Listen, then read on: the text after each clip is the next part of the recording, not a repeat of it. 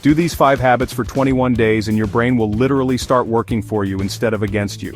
I know that's a huge promise, but stick with me because this isn't about motivation or willpower. This is about neuroscience. Most people don't fail because they're lazy, they fail because their brain is wired to do one thing above all else: avoid discomfort. And guess where all your growth, all your goals, and all your dreams live? They live on the other side of discomfort. That feeling of resistance you get when you think about going to the gym, making that sales call, or starting that project. That's your brain trying to keep you safe in your comfort zone. But here's the secret weapon you have. Your brain can't tell the difference between what's real and what's repeated. When you intentionally and consistently do small things that are slightly uncomfortable, you are literally rewiring your neural pathways. You're teaching your brain that you are the kind of person who leans into challenges, who shows up, who doesn't quit. You're not just hoping for a better mindset. You are actively building one, brick by brick, habit by habit, day by day. It's not about a massive overhaul overnight. It's about small, strategic actions that create profound change from the inside out. Over the next 21 days, we're going to install a new operating system for your mind. These 5 daily habits are designed to be simple, quick, and incredibly powerful. They will reset your system, lower your stress, and build a mind that is focused, calm, and absolutely locked in on winning.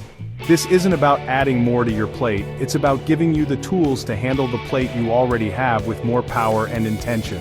Forget motivation. We're going to build momentum. We're going to build a new you. Let's go. We're starting with what I call the 5-minute mind primer, but you might know it as journaling, and I know what you're thinking. Brandon, I don't have time to write in a diary. This isn't a diary. This is not Dear Diary. Today I feel sad. This is a strategic tool. It's the foundational habit of this entire reset because it primes your brain for the day ahead. For just 5 minutes you're going to grab a notebook and answer 3 simple prompts.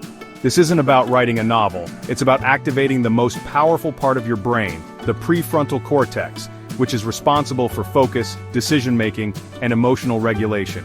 So here are the 3 prompts. First, what are 3 things I'm grateful for? And I want you to be specific. Don't just write my family. Write the way my kid laughed this morning or the taste of that first sip of coffee. Gratitude isn't just a fluffy concept, it's a neurochemical powerhouse. It releases dopamine and serotonin, the feel-good neurotransmitters, which immediately lowers your cortisol levels. That's your stress hormone. You're starting your day from a place of abundance, not a place of lack. You're telling your brain to look for the good, to scan for the positive, and that changes everything. Second prompt. What is my intention for today? This is your North Star. Your intention could be to be present in my meetings, or to stay focused on one task at a time, or to be patient with my team. This isn't a to-do list. An intention is about who you want to today. It sets the emotional and mental tone for the next 16 hours. Without an intention, you're just reacting to whatever life throws at you. With an intention, you are the one in the driver's seat. You're proactively deciding how you will show up, no matter what happens. Prompt number 3. What is one thing that would make today a win? This is critical. I want you to define what success looks like for today. It could be finishing that report, making it to the gym, or having a difficult conversation you've been avoiding. By defining your win up front, you give your brain a clear target to aim for. It creates a finish line. This single action sharpens your focus and gives you a surge of accomplishment when you cross it off later. You're no longer just busy, you're effective. You're building a track record of success with yourself. You see what we're doing here? In just 5 minutes you've flooded your brain with positive neurochemicals, set a clear direction for who you want to be, and defined a tangible win for the day. You've shifted from a reactive state to a proactive one. You've stopped letting the day happen you, and started making the day happen you. This isn't about journaling, it's about leadership. It's about leading yourself first. This simple 5-minute practice shapes who you become one morning at a time.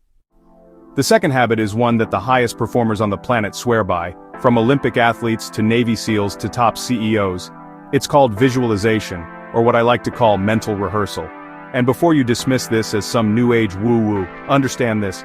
Your brain does not know the difference between an experience you vividly imagine and an experience you actually have.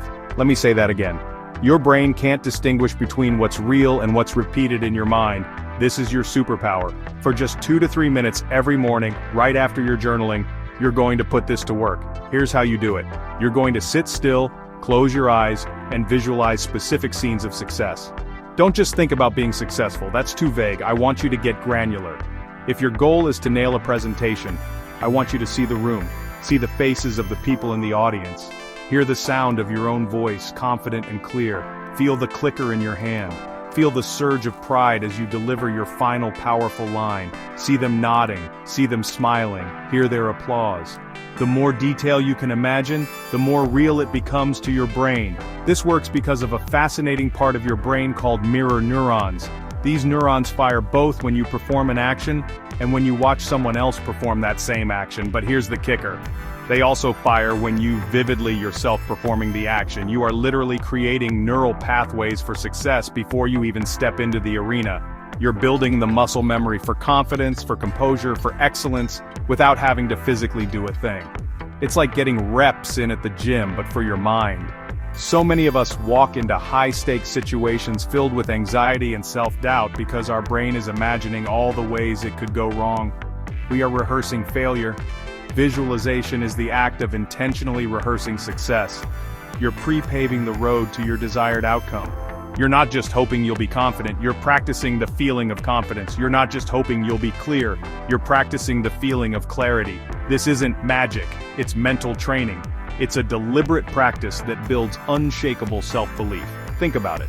Why would you leave your performance up to chance? Why would you walk into the most important moments of your life unprepared mentally? Top performers don't. They use mental rehearsal to build clarity on what they want and the confidence to go get it. For 2 minutes a day, you can do the same. You can program your mind for the win. You can show up not as someone who hopes to succeed, but as someone who has already succeeded a dozen times in their own mind. That's a game changer. Alright, habit number 3 is where we get really practical about building mental toughness. This one is going to feel uncomfortable. And I'm telling you right now, that is the entire point. At the end of your normal, warm, comfortable morning shower, you are going to turn the handle all the way to cold, and you're going to stand under that freezing water for 60 seconds. Yes, it's going to suck for a second. Your brain is going to scream, "No! What are you doing? This is awful! Get out!" And you are going to thank your brain for its opinion, and you're going to do it anyway. This single act is a powerful lesson in mindset. Every single day, you are teaching your brain that you can handle discomfort. You are teaching it that your feelings of resistance do not control your actions. You are the one in charge. You are building what psychologists call a bias toward action. You are practicing courage. Because courage isn't the absence of fear, it's acting in spite of fear. And every morning, for 60 seconds, you are going to practice being courageous in a very small, very controlled, very safe environment. This daily dose of voluntary hardship makes the involuntary hardships of life feel so much easier to handle. But it's not just about mental toughness. There's some incredible science happening in your body during those 60 seconds. The shock of the cold water triggers a massive release of norepinephrine into your bloodstream. We're talking a 200 to 300% increase. Norepinephrine is a hormone and a neurotransmitter that dramatically improves focus, mood, and attention. It's basically a natural adrenaline shot for your brain. You'll feel more alert and alive than you would after 3 cups of coffee, and with zero crash. On top of that, the cold exposure also triggers a prolonged release of dopamine, the molecule of motivation and reward. This isn't a quick spike, it's a sustained increase that can elevate your mood for hours after you get out of the shower. So you're not just building mental toughness, you're naturally boosting your energy, sharpening your focus, and improving your mood for the entire day. You're fighting inflammation, you're strengthening your immune system, and you're training your vascular system. All from 60 seconds of being uncomfortable. So when you're standing there, shivering, wanting to quit, I want you to remember this. You are doing something difficult on purpose.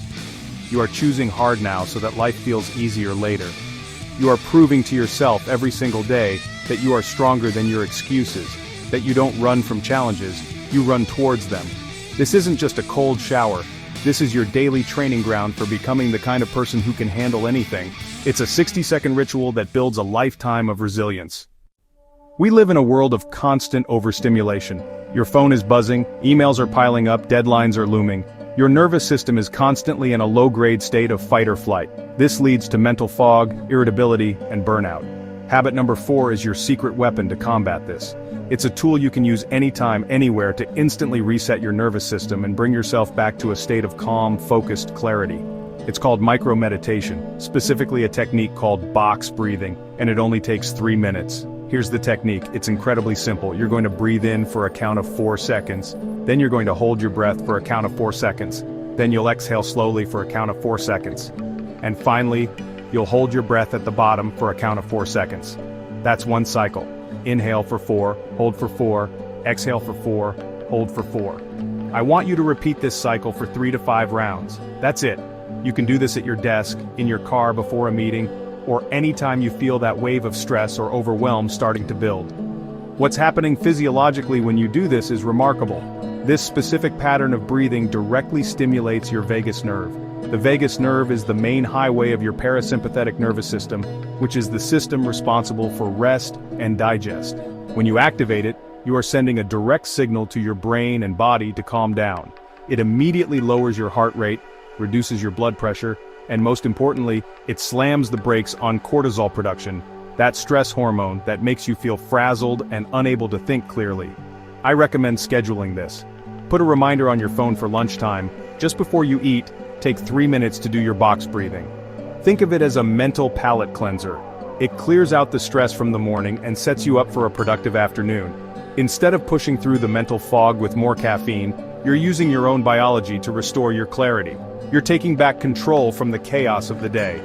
This is an active form of stress management, not a passive one.